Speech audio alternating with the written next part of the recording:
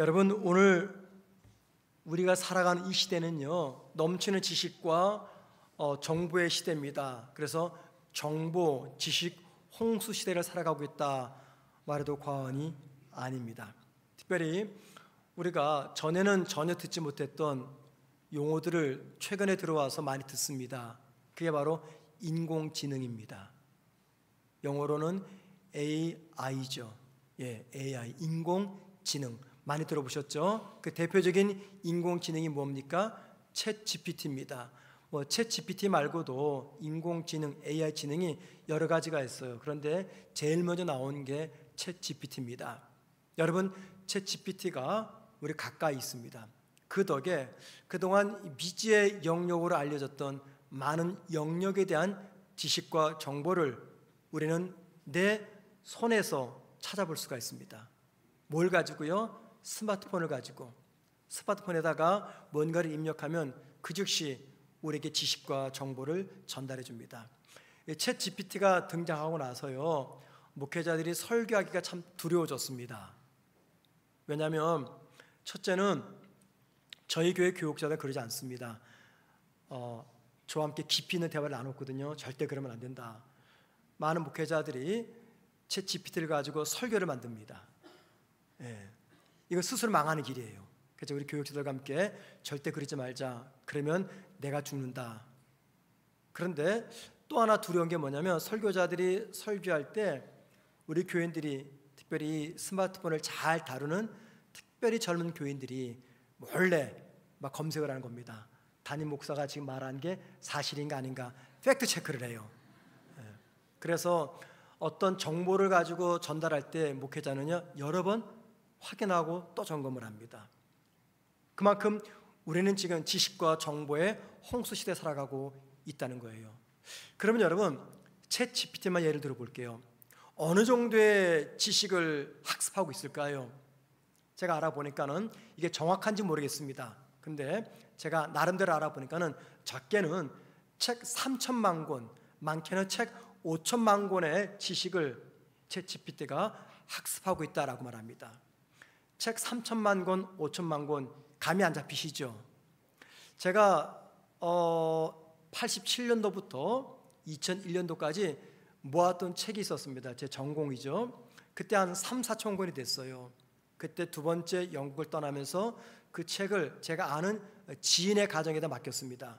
그분 빌라가 있었는데 맨 밑에 지하예요. 그 지하에다가 그대로 책을 잘 보관했습니다. 그리고 이제 2012년도 귀국해서 그 책을 찾으러 갔는데 책이 하나도 없는 거예요. 뭔 일인가 알아봤더니 그 집주인이 그 집을 누군가에게 팔았어요. 그때 지하에 있는 책을 깜빡한 거죠.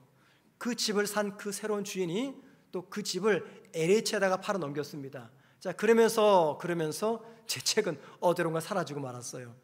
제가 그 책을 구입하기 위해서 젊을 때, 신학생 때 밥을 굶으면서 구입한 책입니다. 정말 제 살과 피와 같은 그런 책인데, 제가 정확히 몇 권인지 계산하지나 세보진 않았지만 그때 대충 한 3, 4천 권은 되는 것 같아요. 꽤 많은 책입니다.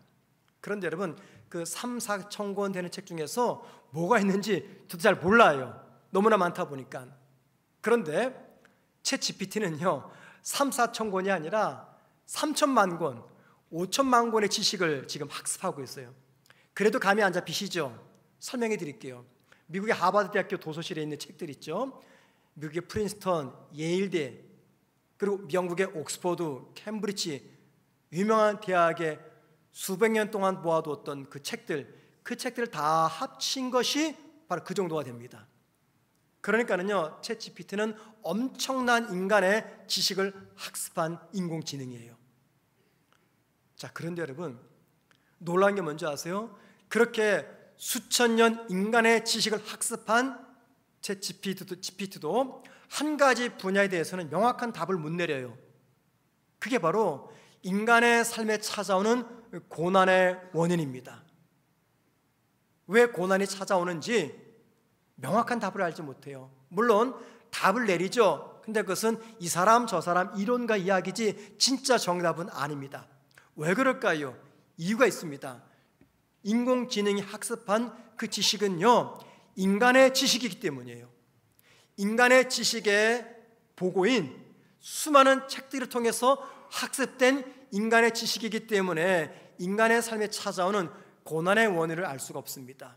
여러분, 인간이 스스로가 내 삶에 찾아오는 고난의 원인이 무엇인지 정답을 말할 수가 있을까요? 모릅니다. 왜냐하면 나 역시도 누군가에 의해서 태어났기 때문에, 창조되었기 때문에. 그래서 인간의 삶에 왜 고난이 찾아오는가라는 이 질문에 대한 정답은요, 결국에는 인간을 창조한 창조주 관점에서만 해결할 수가 있다는 겁니다. 그래서 인공지능은요, 인간의 고난에 대해서 명확한 답을 내리지 못합니다. 그러면 무엇만이 인간의 고난에 대해서 명확한 답을 알려줄까요? 창조주이신 하나님의 말씀이 기록되어 있는 성경만이 왜 우리에게 고난이 찾아오는지, 고난의 의미와 목적이 무엇인지 정답을 알려준다는 겁니다. 오늘 함께 읽은 본문 시편 31편은요, 다윗이 생명의 위협과 깊은 위기 가운데 하나님께 드린 그의 고백입니다. 다윗이 무엇 때문에 인생의 큰 고난과 시련을 만났는지 알지 못합니다. 시편 31편에서 그 답을 밝히지 않기 때문이죠. 무엇 때문에 다윗이 지금 힘들어하는지 몰라요. 하지만 여러분, 오늘 본문이 아닌 그 다음에 있는 9절과 10절은 말입니다, 다윗이 당하는 이 고난의 크기와 무게가 도대체 어느 정도인지 우리에게 알려줍니다. 먼저 9절 보세요. 내가 근심 때문에 눈과 영혼과 몸이 쇠하였나이다. 근심 때문에, 즉 고난 때문에 눈과 몸과 영혼이 쇠하였다라고 말합니다. 10절 말씀 보시기 바랍니다. 내 기력이 나의 죄악 때문에 약하여지며 나의 뼈가 쇠하도소이다. 고난 때문에 내 뼈가 쇠합니다라고 말합니다. 여러분, 도대체 어느 정도의 고난이 찾아오면 눈과 영혼과 몸과 뼈가 쇠할까요?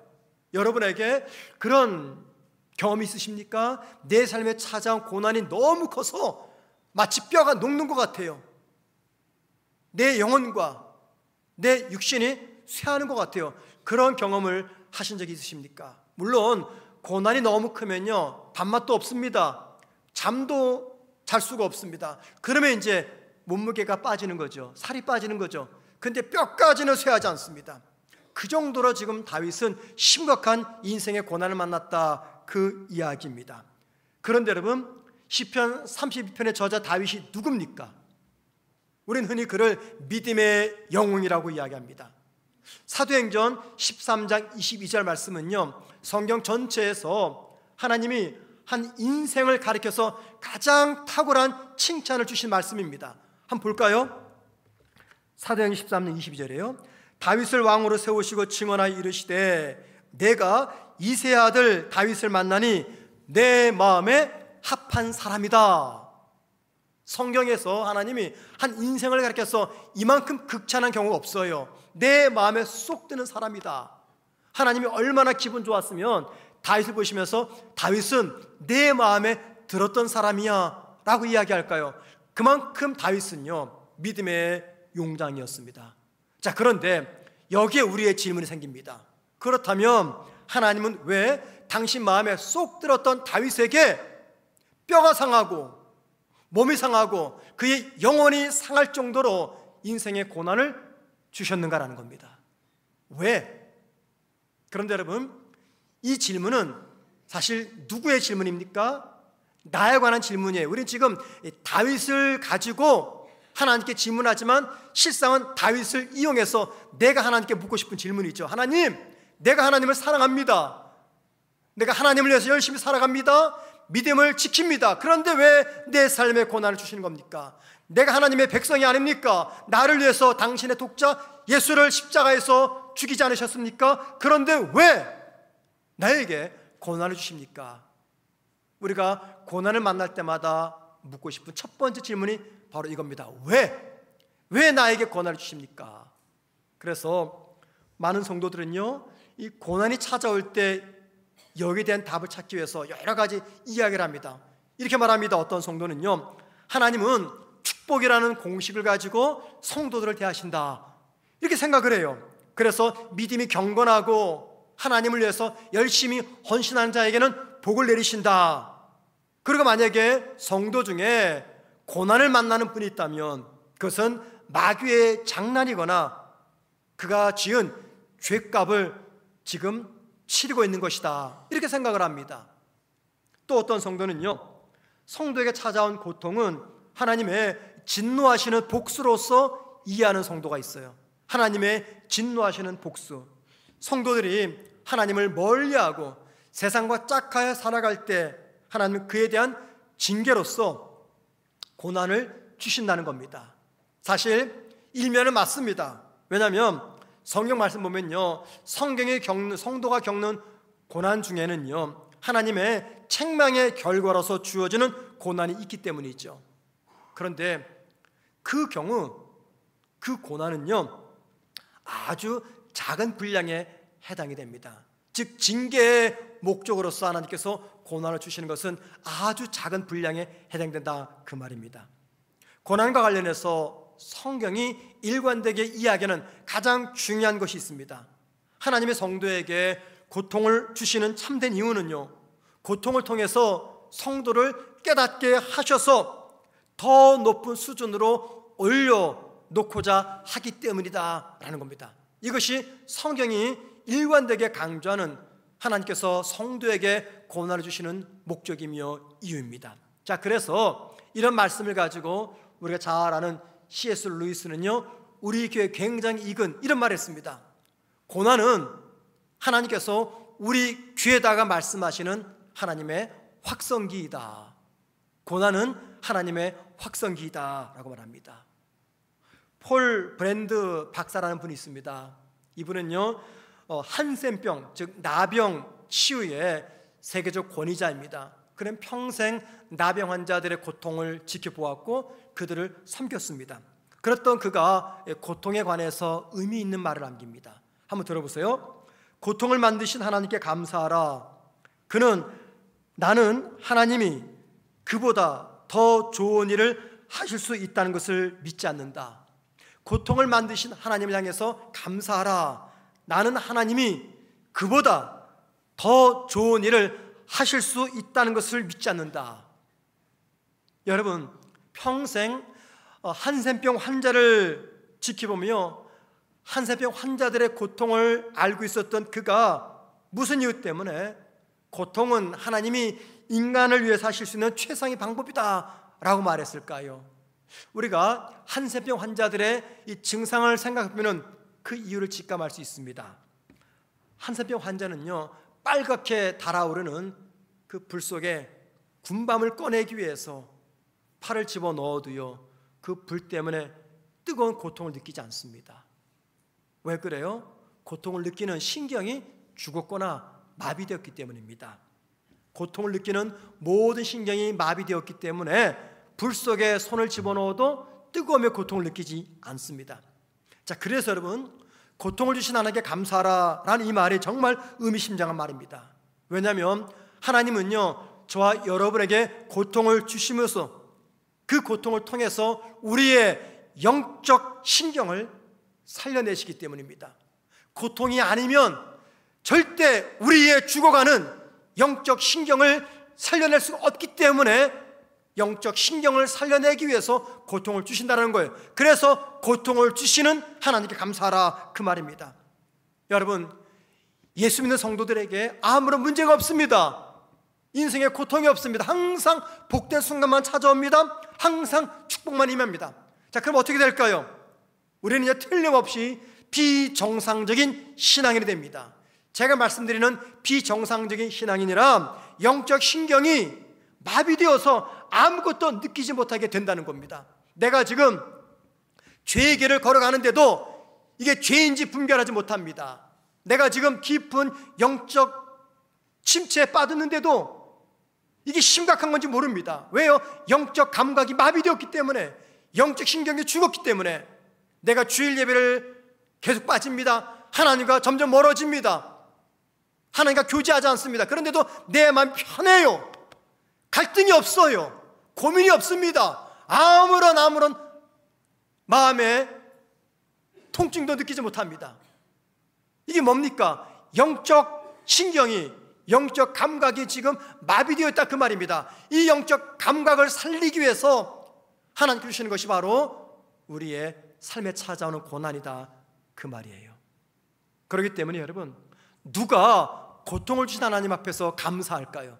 어떤 성도가 이 고난의 의미를 바로 이해하는 성도가 고난을 만났을 때 하나님께 감사하게 된다는 겁니다. 저는 오늘 짧은 시간이지만 설교를 통해서 고난을 주신 하나님 앞에 감사할 이유가 무엇인가를 한번 여러분과 생각해 보고자 합니다. 자, 본문을 보면은요, 다윗이 마치 조울증 환자 같아요. 31장을 잘 읽어보세요. 다윗이 꼭 조울증 환자 같아요. 막 좋아하다가 갑자기 웁니다. 막 절망하다가 소망을 붙잡습니다. 아주 복잡한 다윗의 심경의 상황을 보여주고 있습니다. 여러분, 이게 바로 고난을 당하는 사람의 현실이라는 것입니다. 고난을 만난 사람에게는요, 이 정서적인 안정과 정서적인 평안 찾아보기가 매우 어렵습니다. 시편 31편 전체를 보면은요, 고난당한 다윗이 고통스러운 환경에서 건져달라고 하나님 앞에 10번 이상 호소합니다. 10번 이상. 또한 자신에게 찾아온 이 고난을 놓고 탄식하는 장면도 여러 번 등장합니다. 특별히 5절 말씀 보면은요, 자신의 생명이 행여나 어떻게 될지 몰라 이렇게 말합니다. 주여, 내 영혼을 주의 손에 부탁합니다 하면서 비장한 최후까지도 생각합니다. 그만큼 고통이 크다는 거예요. 성경은요, 이 고난과 관련해서 항상 기뻐해라 라고 말합니다. 고난이 찾아오냐? 그럼 기뻐해라 라고 말합니다. 그런데 여러분, 무조건 고통을 줄구하면서 자기 학대적인 사고를 키워라 이렇게 말하지는 않습니다. 마음은 괴롭고 슬픕니다. 그런데 겉으로는 웃고 다니는 위선자가 되라 이렇게 말하지도 않습니다. 고난을 당할 때 비통해하고 안타까워하는 것, 이건 자연스러운 반응이죠. 그런데 여러분, 우리 그리스도인들은요, 고난 앞에서 세상 사람들과 똑같은 정서적인 반응을 보일 수 있어요. 그게 뭡니까? 불안이죠. 눈물입니다.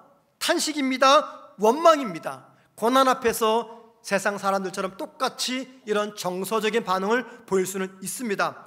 하지만 그럴지라도 고난 앞에서 세상 사람들과 근본적으로 다른 점이 있어요. 아니, 있어야만 됩니다. 그게 바로 14절 말씀입니다. 자, 보세요. 여호와여, 그러하여도 나는 주께 의지하고 말하기를 주는 내 하나님이시라 하였나이다. 여기 그러하여도 라는 말씀 주목하십시오. 이게 무슨 말일까요? 14절 앞에 1절부터 13절 말씀까지가 있어요. 그 말씀에는요, 많은 인생의 고난과 아픔과 역경과 슬픔과 상처들이 시편 저자인 다윗에게 찾아왔어요. 그런데 그 모든 것들을 염두하고 지금 14절에서 뭘 말합니까? 그러하여도 내 삶에 지축을 흔드는 고난이 찾아왔어도, 내 삶에 슬픔과 고통과 눈물이 찾아왔어도, 그러하여도 주님은 내 하나님이십니다. 이 고백을 합니다. 여러분, 이 말씀은요, 고통 앞에 성도가 어떤 반응을 보여야 되는가, 이것을 우리들에게 강조합니다. 그리하여도 이 반응을 보여주셔야 돼요. 여기 그리하여도 이 말 속에는요, 신앙인의 강한 확신이 담겨 있습니다. 강한 확신. 어떤 확신입니까? 자신에게 찾아온 고통이 아무리 크고 무섭고 힘겹고 두려워도, 혹 자신의 삶에 빛 한 줄기 보이지 않는 어두운 상황이라고 해도 내가 하나님 때문에 소망을 붙잡습니다. 이 확신입니다. 그 확신이 담긴 표현이 뭐라고요? 그리하여도, 그 표현입니다. 우리는 삶에서 고난을 만나면요, 자동적으로 하나님 앞에 기도하죠. 이게 저와 여러분의 믿음의 반응이잖아요. 만약에 내 삶에 고난이 찾아오는데 기도조차 하지 않는다, 이건 심각한 겁니다. 죄송하지만 그분은 예수 진짜 믿는 분 아니에요. 내 삶에 고난이 찾아왔는데 무릎 꿇어 기도하지 않는다? 그분은 하나님 믿는 분 아닙니다. 제가 단언컨 말씀드리는데, 하지만 적어도 하나님을 믿는 성도라면요, 내 삶의 고난이 찾아오면 무릎을 꿇고 자연스럽게 기도합니다. 그런데 여러분 잘 들어보세요. 하나님은요, 저와 여러분이 고난 중에 기도할 때 그 기도를 듣기 전에 먼저 살피는 것이 있어요. 우리가 입을 열어 기도하기 전에, 그 기도를 듣기 전에 먼저 살피는 것이 있습니다. 그게 바로 우리 마음의 반응이며 우리 마음의 태도입니다. 감당하기 어려운 고난을 만났을지라도 그리하여도 주는 내 하나님이십니다.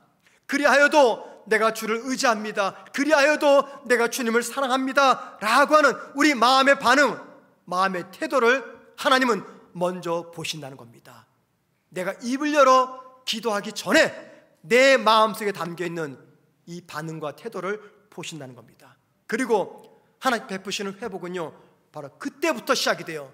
내가 입을 열어 기도하지 않아도 내 마음속에 그리하여도 내가 주를 의지합니다, 그리하여도 주는 나의 하나님입니다, 그리하여도 내가 주를 사랑합니다, 이 마음의 반응을 보시는 그 순간부터 하나님은 우리 삶의 회복을 일으켜 주십니다.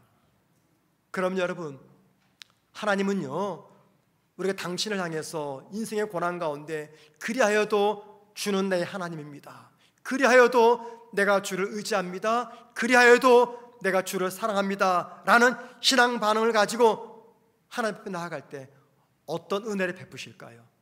어떤 복을 베푸실까요? 자, 19절 말씀 보십시다. 주를 두려워하는 자를 위하여 쌓아두신 은혜, 쌓아두신 은혜, 곧 주께 피하는 자를 위하여 인생 앞에 베푸신 은혜가 어찌 그리 큰지요. 여러분, 이 말씀에서 우리가 눈여겨보아야 될 말씀이 두 개입니다. 첫째, 쌓아두신 은혜. 그 은혜를 누구에게 주신다고요? 주께 피하는 자. 주께 피하는 자가 누굽니까? 앞에 나왔지 않습니까? 그리하여도 주는 내 하나님이십니다, 그리하여도 내가 주를 의지합니다, 그리하여도 내가 주를 사랑합니다 라고 고백하면서 하나님 앞에 나아가는 자에게 하나님께서는요, 쌓아두신 은혜를 베풀어 주시겠다 말씀하십니다. 자, 그럼 여러분, 이 쌓아두신 은혜가 뭡니까? 원문은요, 이렇게 번역이 되어야 돼요. 숨겨두신 은혜, 혹은 보관하고 있는 은혜, 혹은 보호하고 있는 은혜, 이게 맞습니다. 숨겨두신 은혜, 보관하는 은혜, 그리고 보호하는 은혜, 이걸 우리 성경에는요, 쌓아두신 은혜라고 번역해 놓았어요. 여러분, 왜 하나님의 은혜가 숨겨두신 은혜입니까? 왜 하나님의 은혜가 하나님께서 보호하시고 보관하시는 은혜입니까? 이 은혜가 지금 당장 내 손에 붙잡힌 은혜가 아니기 때문이에요. 당장 내 눈에 보이는 은혜가 아니기 때문입니다. 그 이유는요, 하나님께서 그 은혜를 숨겨두셨기 때문이에요. 그 은혜를 보호하고 계시기 때문입니다. 이게 무슨 말이냐면, 지금 당장은 보이지 않는 은혜지만 반드시 내 앞에 드러날 은혜로서 하나님께서 당신을 경외하는 자들을 위해서 보관하신 은혜, 숨겨두신 은혜다, 그 말입니다. 당신을 경외하는 자들, 이게 누굽니까? 하나님께 피하는 자들. 그리하여도 주는 내 하나님이십니다, 그리하여도 내가 주를 사랑합니다, 그리하여도 내가 주를 의지합니다 라고 고백하면서 주님께 나오는 그런 백성들에게 베풀기 위해서 하나님께서 숨겨두신 은혜, 모두가 누릴 수 없는, 그리하여도 고백할 수 있는 그런 성도만이 누릴 수 있는 은혜, 그 은혜를 쌓아놓은 은혜, 숨겨놓은 은혜라고 이야기합니다. 여러분, 다윗이 왜 이 고백을 할까요? 그냥 은혜면 은혜지 왜 쌓아두신 은혜, 숨겨두신 은혜라고 말합니까? 다윗이 삶에서 이런 은혜를 경험했기 때문이에요. 언제요? 다윗은요, 사울의 칼날을 피해서 수없이 도망 다녔습니다. 죽을 고비를 몇 번 넘겼습니다. 그런데 그때마다 하나님께서 뭘 베풀어 주셨어요? 쌓아두신 은혜, 숨겨두신 은혜를 다윗에게 베풀어 주셨습니다. 왜 숨겨두신 은혜입니까? 사울은 몰랐거든요. 그렇게 죽이려고 해도 다윗 절대 죽지 않습니다. 이게 하나님의 은혜인지 사울은 몰랐어요. 그러나 정작 다윗은 알았습니다. 그래서 이 은혜를 쌓아두신 은혜라 말해요. 뿐만 아니죠, 전쟁터에서 다윗은 이 은혜를 수없이 누렸습니다.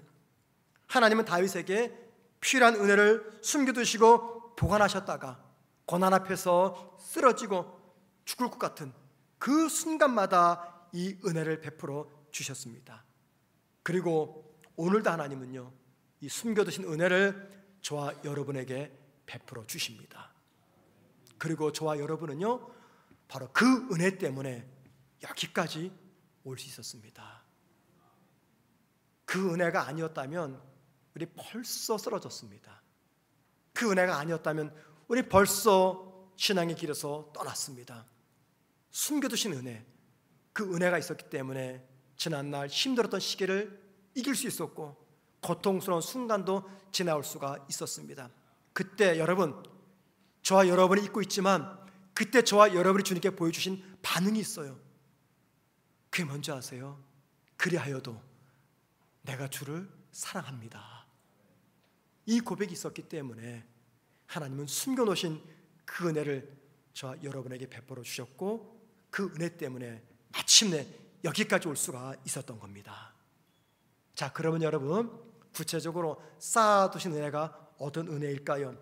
자, 오늘 8절 말씀 보시기 바랍니다. 내 발을 넓은 곳에 세우셨습니다. 여기 넓은 곳 말씀을 주목하십시오. 넓은 곳. 20절 말씀 보십니다. 20절, 주께서 그들을 주의 은밀한 곳에 숨기사 사람들의 꾀에서 벗어나게 하시고, 여기 은밀한 곳, 주의 은밀한 곳. 8절에서는요 넓은 곳이라고 말하죠. 20절에서는 은밀한 곳을 말합니다. 자, 넓은 곳과 은밀한 곳은요 서로 대조적인 표현입니다. 그런데 심각한 고난을 겪고 여기까지 오신 성도라면은 이 두 가지 은혜가 어떤 은혜인지 직감하실 거예요. 먼저 여러분, 은밀한 곳, 이게 어떤 곳입니까? 다윗은 20절에서 은밀한 곳이라고 표현하는데 원어로, 히브리어 원어로 단어가 버세테르라는 단어입니다. 버세테르. 이 버세테르, 이 말은요 감춰진 물리적 공간이나 장소를 말하는 게 아니에요. 장소 개념이 아닙니다. 하나님께서 신실한 자들을 보호하시고 품으시는 하나님의 면전, 하나님의 품, 그 뜻입니다. 이게 바로 버세테르, 그 단어예요. 그렇기 때문에 8절에서 20절에서 번역된 은밀한 곳은 하나님의 품 혹은 하나님의 면전이라고 번역할 수가 있습니다. 여러분, 주님과 단둘이서 만나는 하나님의 면전, 저와 여러분이 하나님의 품에 안기는 그 장소, 그 시간이 어디입니까? 기도하는 시간이죠. 기도하는 장소입니다. 자, 그렇기 때문에 다윗에게 은밀한 곳은 단지 위험을 피할 수 있는 물리적 장소가 아닙니다. 기도로서 하나님 앞에 나아가서 하나님의 품에 숨는 자리, 세상의 소리에서 벗어나서 하나님의 음성을 듣는 자리, 그 자리가 바로 은밀한 곳입니다. 다윗은요 정말 삶의 위기를 만날 때마다 은밀한 곳, 하나님의 면전, 하나님의 품을 찾아갔습니다. 그리고 그 자리에서 하나님의 임재, 하나님의 은혜, 하나님의 도우심을 경험했습니다. 이게 바로 하나님께서 당신을 찾는 자들을 위해서 쌓아두신 은혜입니다. 하나님은 고난당하는 자가 당신을 의지할 때 반드시 은밀한 곳으로 인도하십니다. 거기가 어디라고요? 하나님의 품, 하나님의 면전입니다. 그리고 그 은밀한 곳에서 고난을 통해서 우리를 정금같이 연단하시는 하나님의 지혜를 깨닫게 하십니다. 그리고 그곳에서 진정으로 겸손한 자가 되게 하고 심령이 가난한 자가 되게 만드십니다. 그리고 그 은밀한 곳에서 우리는요 고난을 감사로 바꾸는 능력을 배우게 됩니다. 그리고 그 은밀한 곳에서 하나님 주시는 편안을 누리게 된다는 겁니다. 이게 첫 번째 복이에요. 두 번째, 하나님이 쌓아두신 또 다른 은혜는요 넓은 곳입니다. 넓은 곳.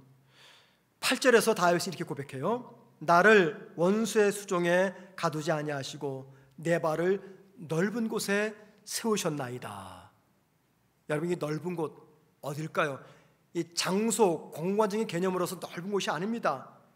여기 넓은 곳이란 오늘의 고난을 딛고 내일을 바라보는 소망을 이야기합니다. 다시 말씀드립니다. 넓은 곳이란 오늘의 고난을 딛고 내일을 바라보는 소망을 이야기해요. 여러분, 우리 삶에 고난이 찾아오면 뭐가 두렵습니까? 현실이 두렵습니까? 미래가 두렵습니까? 미래가 두려워요. 고난이 찾아오면요, 항상 오늘을 넘어 내일, 1년 뒤 미래가 불안합니다. 미래가 불안해. 이게 고난의 특징입니다. 자, 그런데 하나님께서 당신 앞에 나오는 자를 넓은 곳 세우신대요. 이게 무슨 말이냐면 오늘의 고난을 딛고 내일을 바라보는 소망을 보여주신다, 그 말입니다. 여러분, 다윗의 이 고백, 내 발을 넓은 곳에 세우셨나이다, 이 고백을 절대 가볍게 여기지면 안 됩니다. 다윗은요, 수년 동안 사울에게 쫓겨다녔어요. 광야에서, 동굴에서, 심지어는요 이방 땅에서 미친 사람 흉내내면서 살아갔습니다. 사람에게 수없이 배신당했어요. 자기 백성들에게 거절당했습니다. 하지만 그 깊은 고난 가운데서 다윗은 한 가지를 믿었습니다. 하나님은 내가 눈물 흘리는 이 밤을 결코 헛되이 지나가지 않게 하실 것이다 라는 믿음입니다. 그리고 그 믿음이 있었기 때문에 그가 어떤 고백합니까? 그리하여도 주는 여전히 내 하나님이십니다. 그리하여도 나는 주님을 사랑합니다. 그리하여도 내가 주님을 의지합니다. 그리고 마침내 하나님은 그를 넓은 곳에 세우셨어요. 그 넓은 곳, 거기가 어딥니까? 단지 사울의 위협에서 벗어나 자유로운 공간이 아닙니다. 그가 왕이 된 누리는 안정과 평안이 아닙니다. 그것은요, 하나님이 고난을 통해서 그에게 주신 새로운 시야, 새로운 인생의 방향, 이것을 열어주는 자리예요. 이게 뭡니까? 오늘을 넘어서 내일을 바라보는 소망의 자리, 거기가 바로 넓은 곳이다, 그 말입니다. 여러분, 넓은 곳에 선다는 것은요 고난이 끝났다, 그 말이 아닙니다. 넓은 곳은요 고난 가운데서도 하나님께서 준비한 은혜가 드러나는 곳이라는 것입니다. 하나님은 다윗을 하나님의 은혜가 드러나는 넓은 곳으로 인도하셨고 다윗은 그곳에서 회복되었습니다. 하나님은 고난 중에 있는 저와 여러분을 위해서도 넓은 곳을 준비하십니다. 이게 쌓아두신 은혜입니다. 때가 되면 그 은혜를 체험하는 넓은 곳으로 저와 여러분을 인도하십니다. 그렇게 되면 내일이 두렵지 않아요. 미래가 불안하지 않습니다. 왜요? 미래에 대한 내 소망이 하나님께 있기 때문입니다. 고린도후서 6장 9절과 11절 말씀 보면요, 바울은 환난과 궁핍과 곤란과 매맞음과 자지 못함과 말할 수 없는 시련 속에서 허덕일 때 이렇게 고백했습니다. 한번 들어보세요. 우리가 죽은 자 같으나 보라 우리가 살았고 징계를 받은 자 같으나 보라 죽음을 당하지 아니하며 근심하는 자 같으나 항상 기뻐하고 가난한 자 같으나 많은 사람을 부유하게 하고 아무것도 없는 자 같으나 모든 것을 가진 자로다. 여기 보면은요 이런 표현이 있습니다. 다윗이 말하는 거예요. 바울이 죽은 자 같으나, 그 다음에 징계를 받은 자 같으나, 근심하는 자 같으나, 가난한 자 같으나, 아무것도 없는 자 같으나, 이게 다 뭡니까? 숨막히는 상황이에요. 그죠? 숨막히는 상황입니다. 죽은 자 같아요. 징계를 받은 것 같습니다. 근심을 합니다. 가난합니다. 아무것도 없는 것 같아요. 이게 어떤 상황입니까? 내 삶에 숨막히는 상황이 찾아왔다, 그 말입니다. 그런데 숨막히는 고통 앞에서 바울이 이런 고백을 합니다. 비결은 무엇입니까? 상황은 여전히 똑같은데 하나님께서 그를 넓은 곳에 세웠기 때문이에요. 넓은 곳. 하나님은요 고통 앞에서도 그리하여도 주는 내 하나님이십니다 라고 고백하는 분들에게 이런 영광의 자리에 서게 한다는 겁니다. 마음을 열어주셔서 숨겨진 하나님의 마음을 깨닫게 하십니다. 그리고 마침내 쌓아놓은 은혜를 보게 하신다는 거예요. 시편 32편은 다윗이 겪었던 고난에 관한 이야기입니다. 여러분, 시편 31편의 결론이 뭔지 아십니까? 23절과 24절이에요. 한번 보세요. 너희 모든 성도들아 여호와를 사랑하라. 여호와께서 진실한 자를 보호하시고 교만하게 행하는 자에게 엄중히 갚으시느니라. 여호와를 바라는 너희들아 강하고 담대하라. 이게 시편 31편의 결론입니다. 여기 말씀 보면요, 정말 중요한 말씀, 오늘 설교 결론 이야기 나옵니다. 이겁니다. 23절, 너희 모든 성도들아 여호와를 사랑하라. 너희 모든 성도들, 누구를 말합니까? 인생의 고난을 만나는 성도들, 말할 수 없는 고통을 느끼는 성도들, 숨막히는 고통 앞에 서 있는 성도들, 그들에게 뭐라고 말합니까? 여호와를 사랑하라. 그리하여도 내가 주님을 사랑합니다. 이게 바로 시편 30편의 결론입니다. 그러니까 이거예요. 하나님은요, 저와 여러분이 고난 가운데서도 무조건 주님, 그리하여도 내가 주님을 사랑합니다, 이 고백 듣기를 원하신다는 거예요. 편안할 때가 아닙니다. 승승장구할 때가 아닙니다. 내 삶의 지축을 흔드는 고난이 찾아올 때, 나를 숨막히게 할 때, 미래가 보이지 않을 때, 그 순간조차도 내가 주님을 사랑합니다, 이 고백을 듣고 오지 않은 것이 하나님의 목적이며 바로 이것이 오늘 본문의 결론입니다. 그리고 하나님은요, 저와 여러분 입에서 이 고백이 나올 때까지 결코 우리를 홀로 두지 않으십니다. 내 마음대로 세상을 살도록 두지 아니하십니다. 고난을 통해서 반드시 이렇게 만드십니다. 그리하여도 내가 주님을 사랑합니다. 그리하여도 주는 데 하나님이 되십니다 라고 말이죠. 우리 모두가 살면서 크고 작은 고난을 만납니다. 그런데 이 고난이 쉬지 않고 찾아옵니다. 한 번도 멈춘 적이 없어요. 평생토록 이 고난이 찾아옵니다. 그리고 고난이 오면 우리 본능적으로 움츠러듭니다. 마음을 닫아버려요. 사람 관계를 피합니다.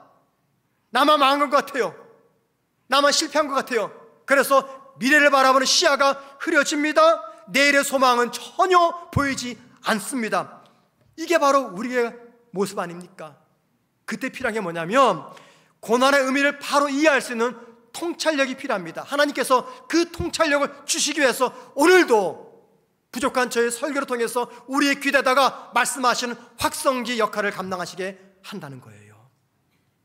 하나님은 전지하신 하나님입니다. 모든 것을 다 아시는 하나님이에요.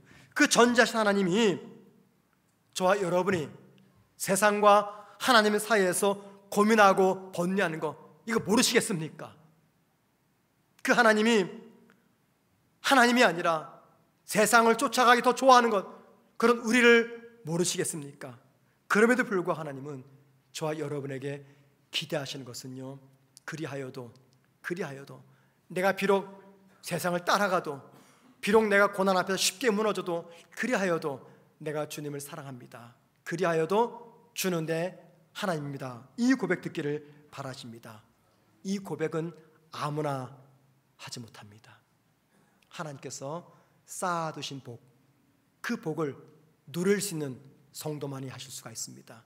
여러분, 이 복을 누리기 위해서요, 먼저 고백하셔야 돼요. 주님, 그리하여도 내가 주를 의지합니다. 그리하여도 주는 내 하나님이십니다. 그리하여도 나는 주님을 사랑합니다. 이 고백하게 되면 하나님은 저와 여러분을 은밀한 곳과 넓은 곳으로 인도하십니다. 아버지의 품, 아버지의 면전으로 인도하셨고, 그 속에서 저와 여러분을 넓은 곳, 오늘을 넘어서 소망의 미래를 볼 수 있는 믿음의 눈을 열어주시는 겁니다. 우리 모두가 하나님께서 숨겨놓으신 복, 쌓아두신 복을 받기를 주의 이름으로 축원을 드립니다.